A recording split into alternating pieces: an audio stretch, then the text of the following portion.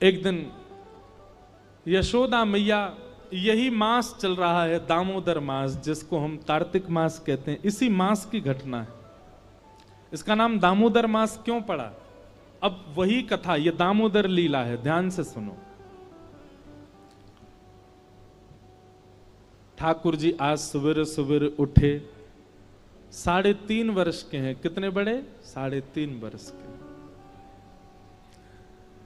ठाकुर जी उठे, पलना से जैसे ही उठे, जोड़ते अपनी आंख मीड़ी, सोई जगन्नाथ भगवान की तरह पूरा काजर फैल गो ठाकुर जी को। घुंघराले केश नेक बिखर रहे हैं, मोर पिछ अपने कंठ में धारण कर रखा है, अपने शीश पर धारण कर रखा है।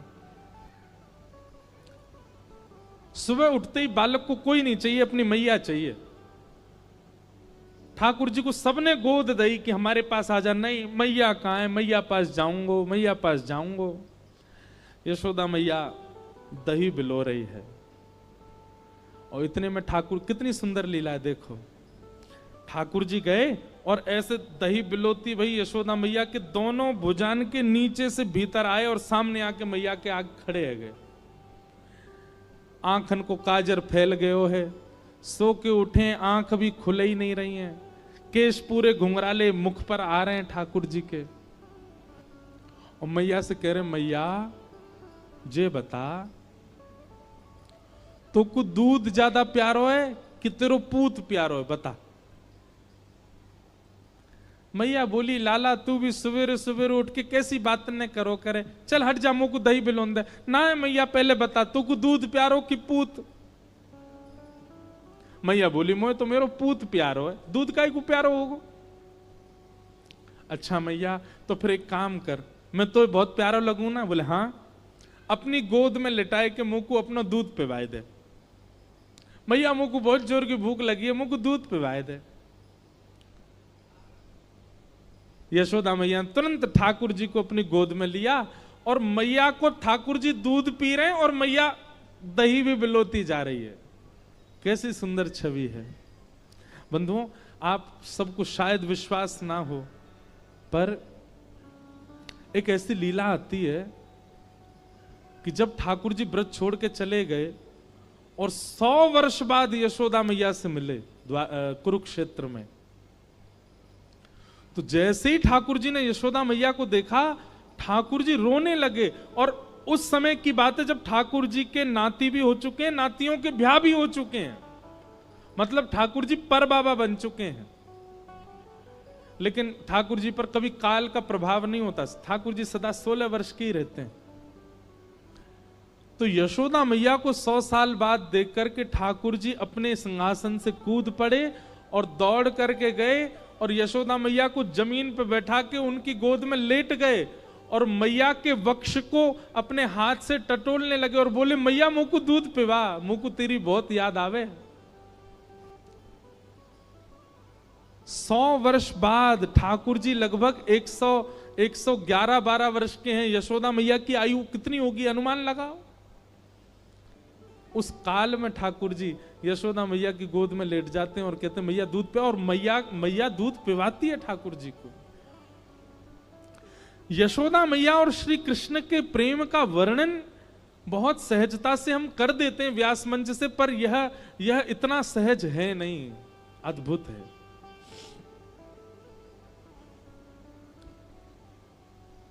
यशोदा मैया का पयोधर पान करने लगे। अब लीला सुनो। यहां ठाकुर जी जैसे मैया का दूध पीने लगे, सामने चूल्हे पर अंगीठी पर गैया का दूध उबट रहा था। वहां दूर अंगीठी पर रखे भय दूध ने मन में विचार कियो कि अब ठाकुर जी मेरा सेवन नहीं करेंगे, यशोदा मैया का दुग्धपान करके अपनी क्षुधा निवृत्त करेंगे और मेरा भोग नहीं लगाएंगे ठाकुर जी। तो उसने विचार किया कि आज जब ठाकुर जी ही मेरा भोग नहीं लगाएंगे तो मैं जीवित रह के क्या करूं। तो संपूर्ण दूध उबल करके उफन करके बाहर आने लगा, स्वयं को जलाने लगा, नष्ट करने लगा। यशोदा मैया यहां दही बिलो रही और मैया ने जैसे ही देखी कि दूर दूध उफन करके बाहर आ रहे हो, सो मैया ने विचार किया, अरे ये तो सवरो दूध जर जाएगा। तुरंत मैया ने गोद में बैठे ठाकुर जी को नीचे पटका, दूध संभालने चली गई। ठाकुर जी खड़े है गए, अब ही मैंने पूछी तो को दूध प्यारो की पूत, तो बोली पूत प्यारो, और बाद दूध के पास भाज गई मैया।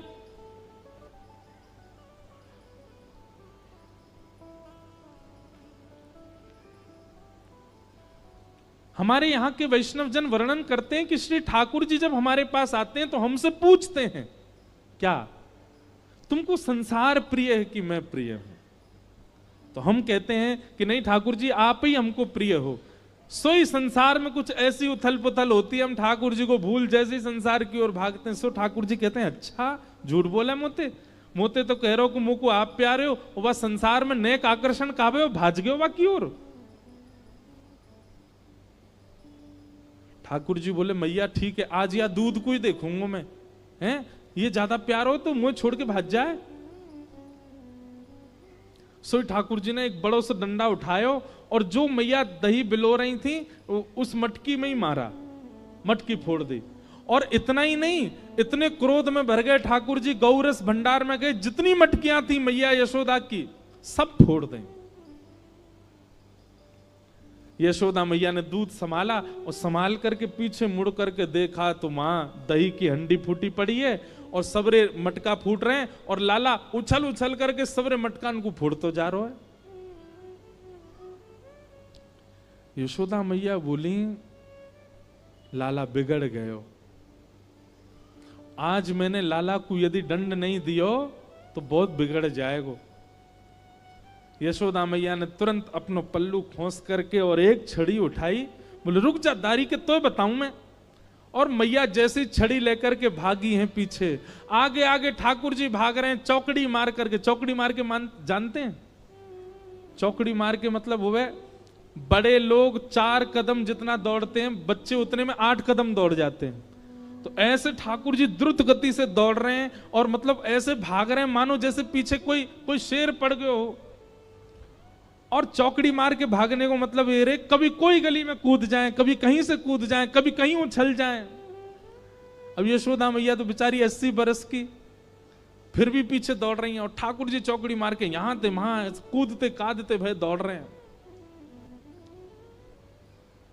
उस समय आकाश के देवता यशोदा मैया को वंदन करते हैं, बोले मैया जिनके डर के मारे ब्रह्मादि देवता भी भागते हैं वो आपसे डर के भाग रहे हैं आज। यशोदा तेरे भाग्य की कही ना जाए।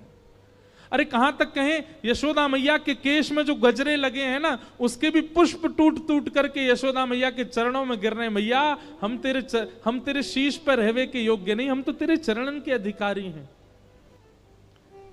ठाकुर जी दौड़ रहे हैं, थोड़ी दूर पहुंचे होंगे कि यशोदा मैया तो थक गई और बीच रास्ता में बैठ गई, जोर जोर से सांस लेने लगी, अपने पसीना पहुंचने लगी। इतने में ठाकुर जी ने पीछे मुड़ के देखी और पीछे मुड़ करके देखी यशोदा मैया बैठ गई, एक वृक्ष की आड़ में चले गए और वहीं से कह रहे मैया कहां भयो, तू भाग क्यों ना रही मेरे पीछे। यशोदा मैया बोली लाला मैं थक गई हूं ना, अब बूढ़ो बड़ो शरीर है, तू इतना दौड़ावे मुंह को, अब मैं हार गई हूं। ठाकुर जी बोले मैया, ठाकुर जी को चिंता हो रही है मैया की, मैया तेरी हार कैसे दूर होएगी। यशोदा मैया बोली अच्छा सीधे कितने ठाकुर जी। यशोदा मैया बोली मेरो लाला दौड़ के आवेगो और आके मुंह को अपने अंक में भर लेगो, सोई मेरी हार दूर रह जाएगी। सो ठाकुर जी एक बार तो दौड़े मैया की ओर और दौड़ के फिर रुक गए। मैया बोली कहां भयो लाला आजा। बोले ना है मैया मैं ना आऊंगा।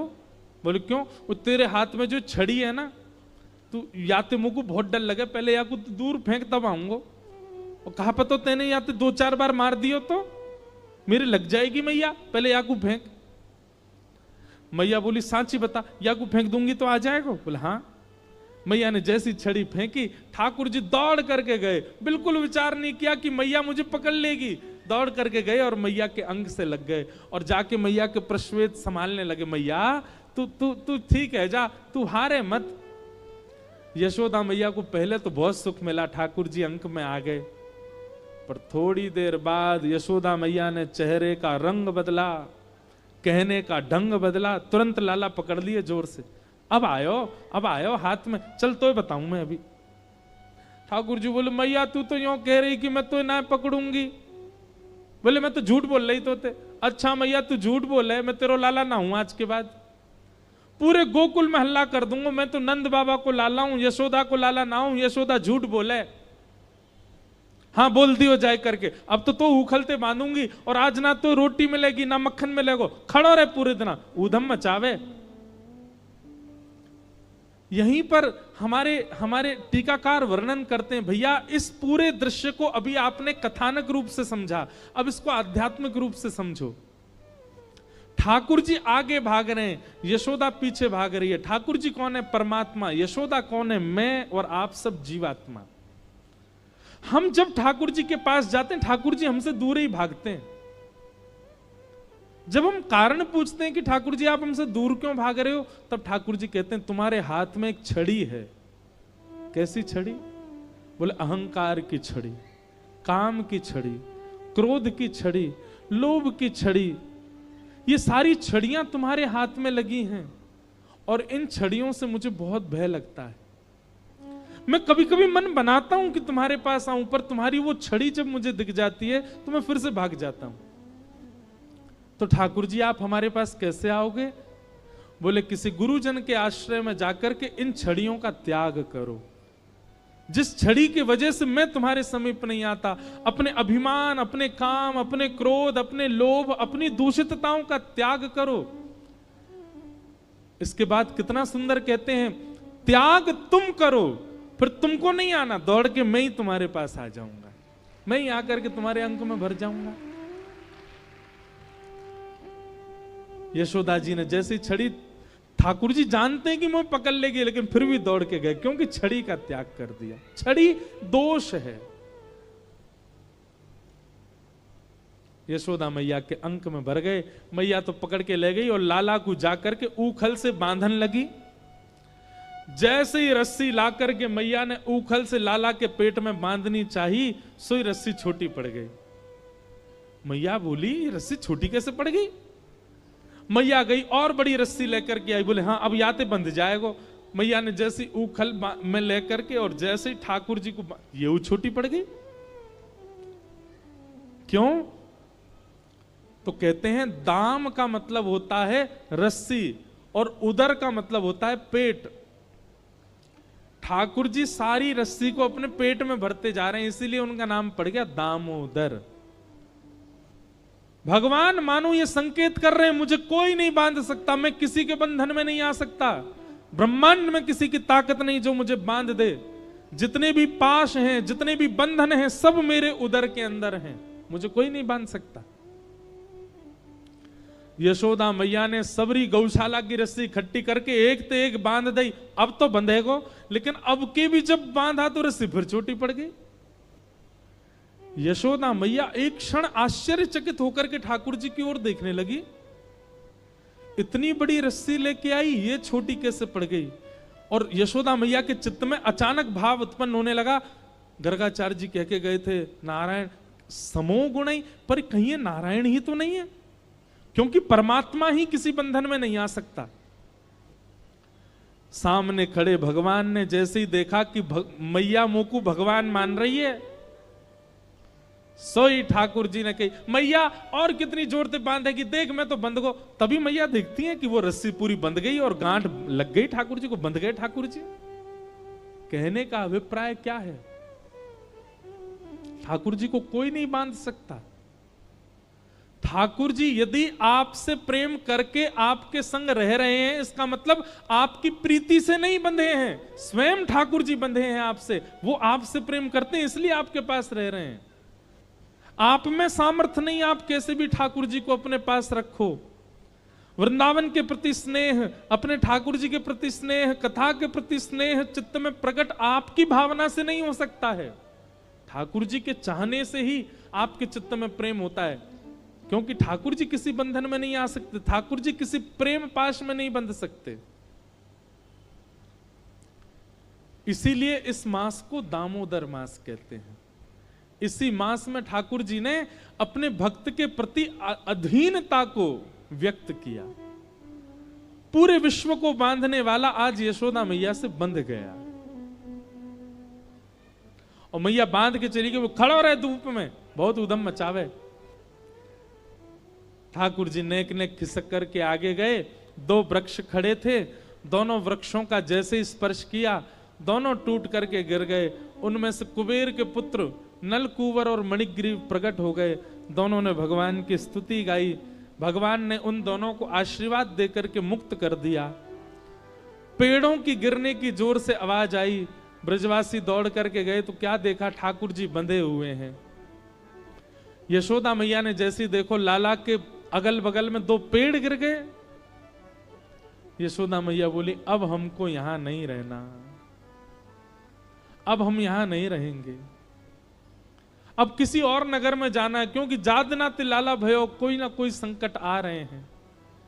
तब किसी के बताने पर वृंदावन का नाम सुनाई दिया, और सब गोकुल वासियों के साथ श्री ठाकुर जी वृंदावन को प्रस्थान कर गए। बोलो वृंदावन धाम की। ठाकुर जी वृंदावन को प्रस्थान कर गए। अद्भुत है वृंदावन। अनेक बार वर्णन किया है वृंदावन का, समझना बहुत मुश्किल है वृंदावन को। मैं कहा करता हूं, वृंदावन देखने का विषय नहीं है, वृंदावन सुनने का विषय नहीं है, वृंदावन घूमने का विषय भी नहीं है, वृंदावन अनुभव का विषय है। अनुभव करो वृंदावन का। आप देखने जाओगे तो वृंदावन में आपको छोटी छोटी गलियां दिखेंगी, सुनने जाओगे तो राधा कृष्ण का नाम सुनाई देगा, लेकिन अनुभव के लिए जाओगे तो ऐसा लगेगा रोम रोम का स्पर्श श्री कृष्ण कर रहे हैं। वृंदावन सामान्य नहीं है, अद्भुत है वृंदावन। ऐसे वृंदावन को हम बारंबार प्रणाम करते हैं।